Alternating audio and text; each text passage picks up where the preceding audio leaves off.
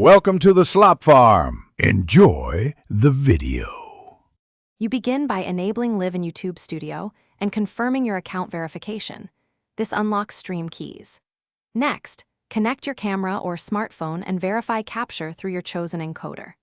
Once done, open OBS or Streamlabs and paste your stream key into Settings right arrow Stream. Make sure to set your base canvas to 16:9 and scale output to 720p or 1080p depending on bandwidth. Also configure audio sources now so you don't chase sync problems later. Now build your scene collection and layer sources: camera, desktop capture, browser alerts, and branded overlays. Once your scenes exist, assign hotkeys for fast switching and set audio tracks, game, mic, and system so you can mix live.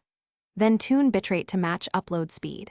For example, set 4500 kbps for stable 1080p at 30 fps, and choose hardware encoding if available to reduce CPU load. Finally, run a private test stream to verify levels, sync, and scene transitions before going public. When you're ready, configure metadata, title, description, tags, thumbnail, and choose public, unlisted, or scheduled start. Press Start Streaming in your encoder and then click Go Live in YouTube Studio. Monitor the stream health panel for dropped frames and latency.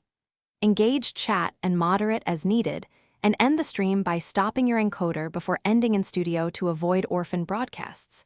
If problems arise, immediately switch to a wired Ethernet connection and reduce bitrate. That single change resolves most instability quickly. Thanks for watching. Consider subscribing if we helped you today.